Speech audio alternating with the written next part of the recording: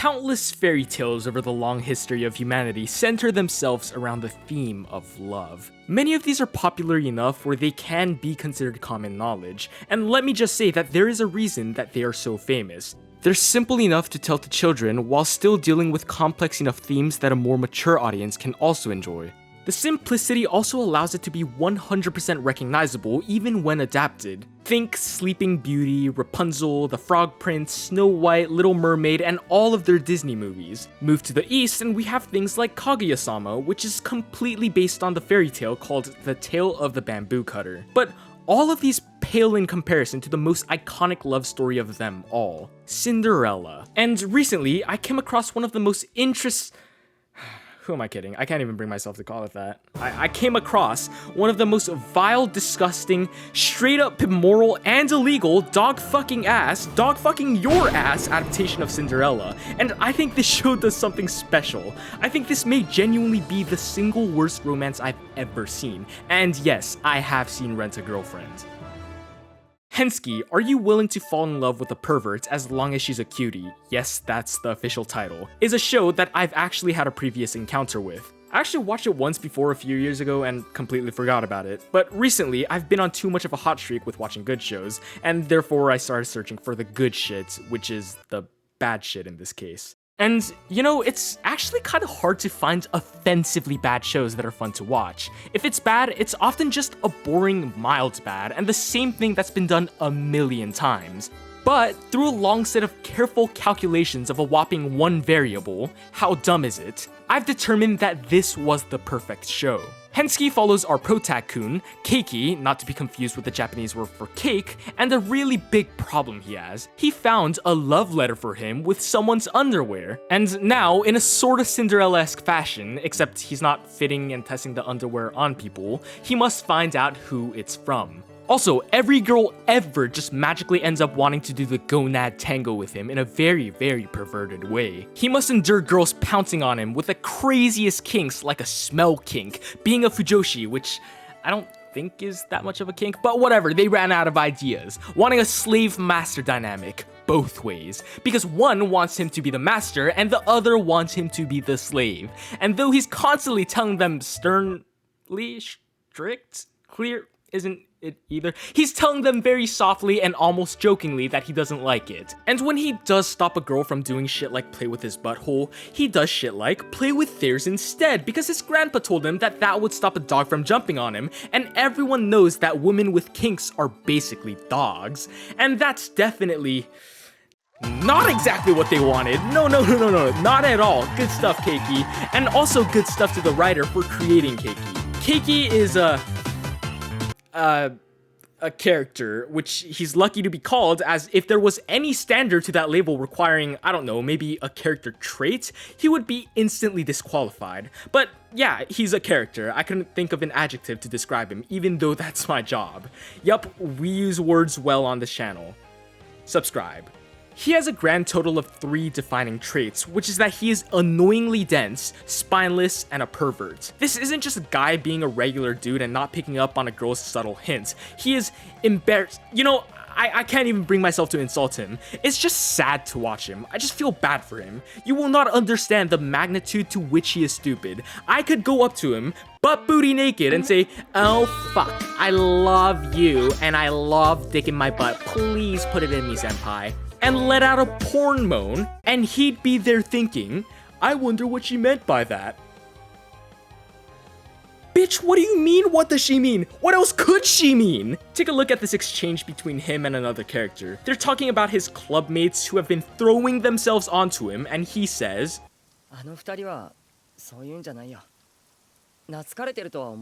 "Comfortable? You call this comfortable? Well, then I guess you can say your mother is extremely comfortable with me."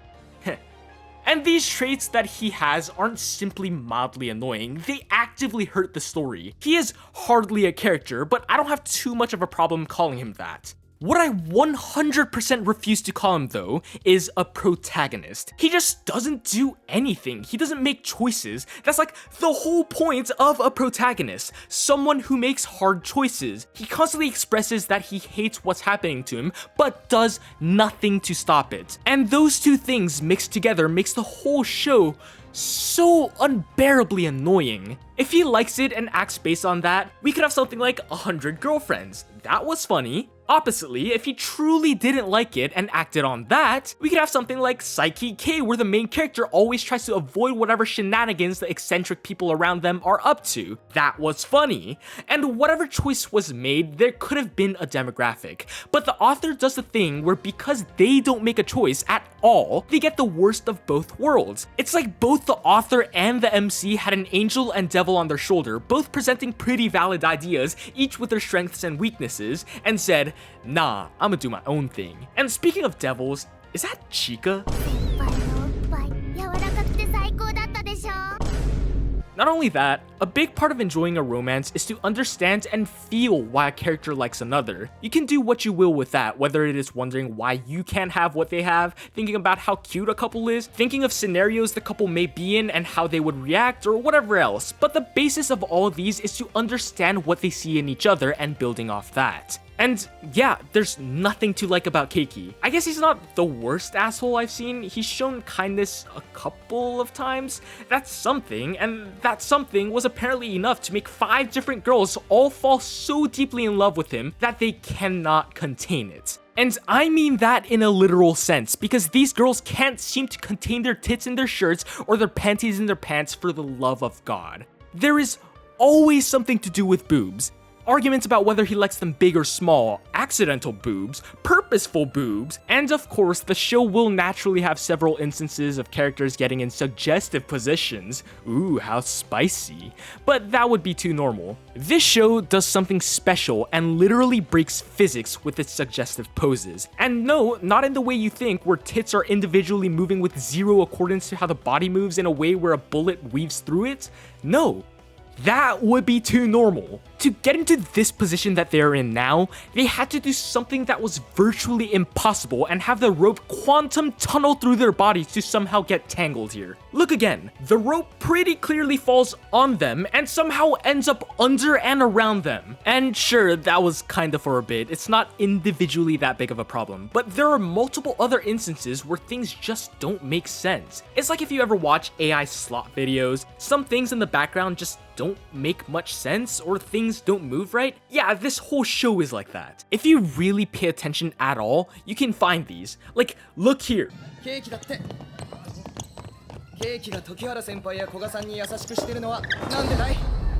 A seemingly inconspicuous scene with basketball, but look again. Where is my teammate? Brother, who are you guarding? Who? Literally me in Rocket League, oh my god. And this shows that the people making this didn't even do the due diligence to make the ecchi scenes good. We all know that no one is here for the plot, so the least they could do is make it a good ecchi with insane jiggle physics and make the horniest of horny scenes fluid enough to make you let out some fluid. But they don't even do that. I think Alia is a terrible show. I honestly think the plot isn't that much better than this one. It's definitely better, but not by an insane margin. But I do have to give that show some credit because they know how to goon. This show doesn't even know how to do that. All of the animations and backgrounds are just lazily put together globs of slop. See, I'm a strong believer that horny necessarily doesn't mean bad. So many people act like 5th graders on this topic and go, ooh, boobs, it's a bad show. But that seems ridiculous to me. However, if they're going to be horny, I at least want them to be good at it. They can still set up horny situations better. They can make the characters actually likable to raise our affinity for them. They can improve on animation and make it make sense. Shows like My Dress Up Darling are good regardless of how horny it is, exactly because they do things like what I just explained. So don't think that the show was doomed from the start because of the premise. It had a fair chance, but just blew it due to incompetence. And one of the biggest instances of this incompetence comes in the female cast. Even with the lackluster main character, there are countless shows where the female cast hard carries. First off, it seems like an actively hurtful representation of fetishes, as it portrays everyone who isn't a super vanilla mish-only person as a sex-crazed freak. It's almost like people with kinks are people too.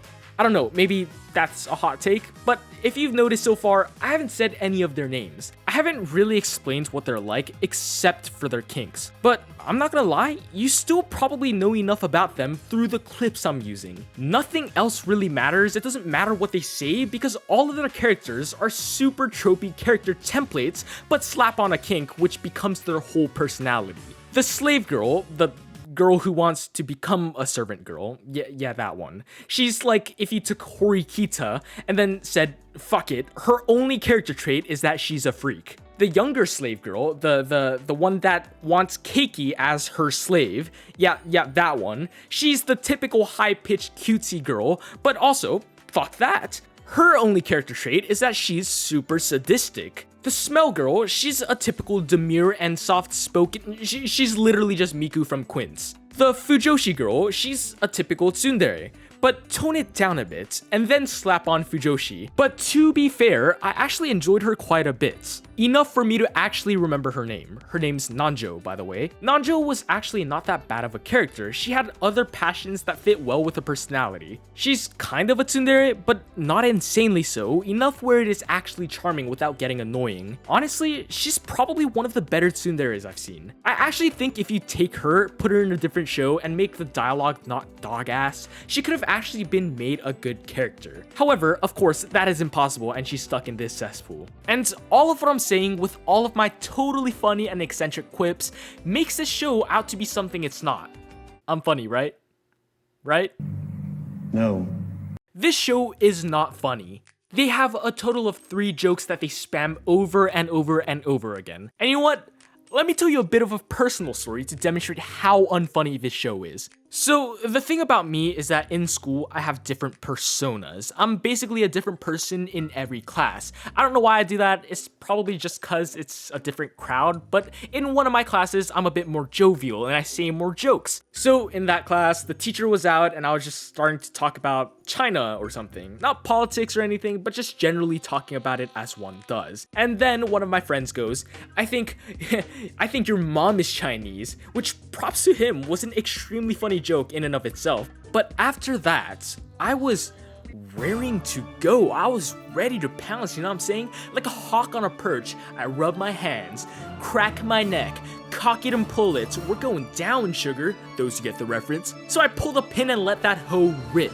I go, well, I guess you could say I'm also Chinese the way I just been chilling. I'm dying hysterically laughing. The delivery was perfect. That was a certified banger.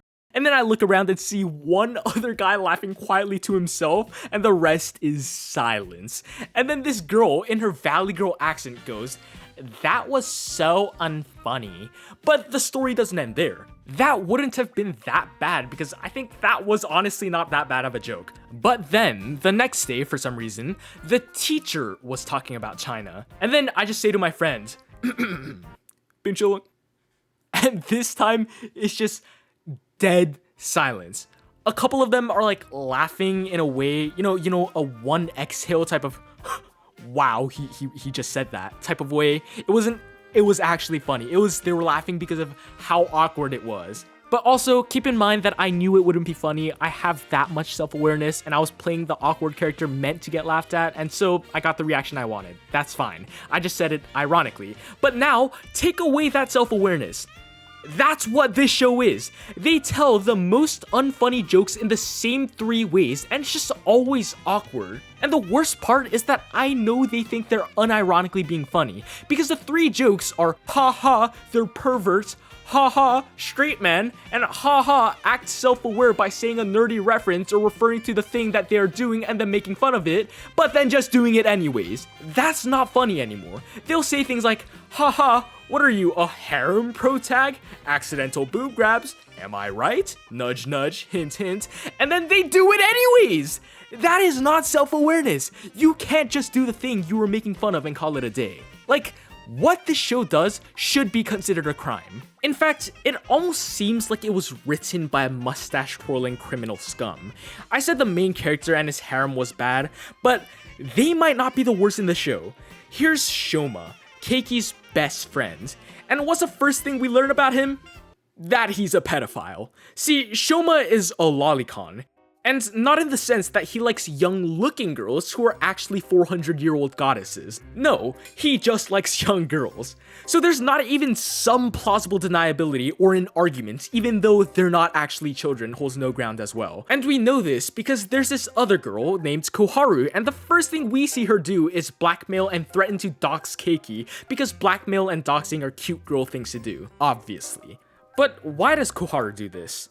Because she wants Keiki's help. See, she is so madly in love with Shoma to the point where she obviously stalks him because stalking and taking pictures of people in secret is a cute girl thing to do. But also wants to lie about her age and make her seem a year younger than him, knowing that he wouldn't date anyone who is not actually younger than him. And so they work together to trick him, but he ultimately finds out. Now, in a normal romance, well, something like this wouldn't happen to begin with, but assuming that it somehow did, there would be something where the guy says, I don't care about age or anything, I only care about who you are as a person. Now, obviously, since this show is special, that doesn't happen. This guy doubles down and just straight up says that he wouldn't ever date someone older than him. But being the romantic sweetheart he is, he says that despite his preferences, he may just be willing to make an exception for her. How romantic. And that arc ends with them starting as friends, the start of a new arc. I don't know if you've noticed yet, but I haven't really talked too much about the Cinderella aspect of the show. The main goal of the show and what it has been building up to this whole time is the grand reveal of whose underwear that was. Is it the refined and talented senpai with a big pair of personality? It's the fucking sister. Of course it is. Throughout the course of the entire show, he's had a sister who he's just a complete creep to. But I thought it was just a character-specific idiosyncrasy used exclusively as a bit. He would always get just a tad bit too close and make offhand remarks about how he must go flirt with his sister. He pretty much said this verbatim.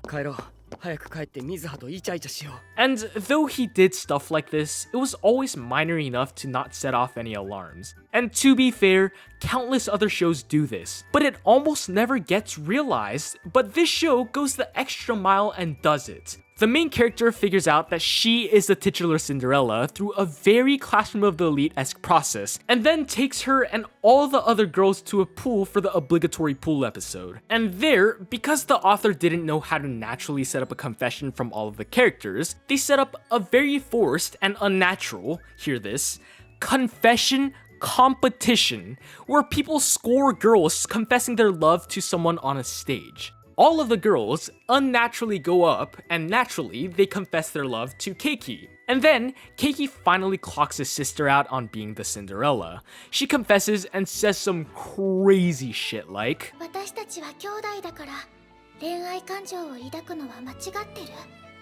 Yes, it is very wrong.